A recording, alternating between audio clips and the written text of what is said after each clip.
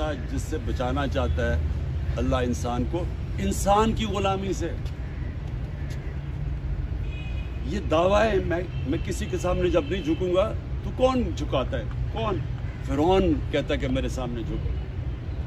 ہر طاقتور ڈکٹیٹر کہتا ہے کہ میں جو مرضی کروں تم میرے غلام ہو تم کچھ نہیں کر سکتے. یہ جو آج پاکستان میں ہو رہا ہے یہ کیا ہو رہا ہے؟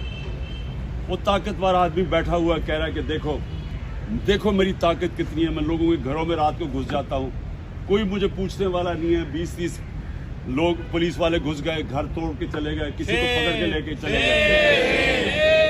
جو آپ کی ابھی ایک وکلا تھی آپ کی, اس کو انہوں نے 2 دن پہلے اس کو اٹھا لیا رات کو جا کے گھر سے کہ جی مومنہ خان کہ جی وہ جیو فینسنگ کے اندر وہ زبان پاک میں نظر آئی تھی. کبھی سنا دنیا میں اس چیز کے اوپر کسی کو پکڑتے ہیں رات کے 3 بجے جا کے گھر سے؟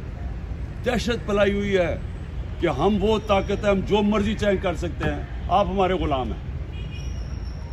دیکھیں یہ آپ نے سمجھنا ہے کہ غلام قوم کبھی اس کا مستقبل نہیں ہوتا. غلام صرف اچھے غلام بن سکتے ہیں, غلاموں کی کبھی پرواز اوپر نہیں ہوتی. مدینہ کی ریاست اللہ جب آپ کو کہتا ہے کہ نبی کی سنت پہ چلو, تو مدینہ کی ریاست ہمارے نبی صلی اللہ علیہ وسلم کی سنت تھی. اور کیا ہوا تھا وہاں؟ وہ ریاست میں دنیا کی تاریخ کا سب سے بڑا انقلاب آیا. یہ سمجھنے کی بات ہے, میں اب دین کے سے ہٹ کے آپ کو بات کر رہا ہوں.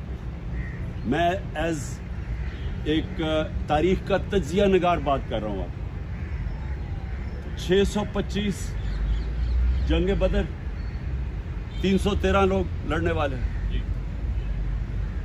625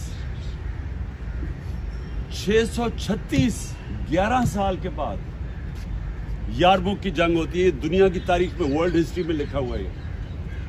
11 سال کے بعد جو اس وقت کی سپر پاور تھی رومن بیزنٹائن ایمپائر, وہ یارموک میں مسلمانوں کے سامنے گھٹنے ٹیک دیتی. 1 لاکھ ہوتی ہے ان کی لڑنے والی فوج. تو 1 لاکھ فوج ان کی, تو 313 سے یہ پہنچ گئے تھے میرے خیال میں 35,000 پہ. تو 35,000 کے سامنے سپر پاور پہلی گرتی ہے. اور اگلے سال قدسیہ میں جو دوسری سپر پاور ہے وہ ان کے سامنے گر جاتی ہے. 11 اور 12 سالوں کے اندر 2 سپر پاورز گرتی ہیں. اب ذرا یہ سوچیں کہ وہ کیا انقلاب آیا تھا. وہی لوگ تھے, وہی عرب تھے جن کو کوئی پوچھتا ہی نہیں تھا.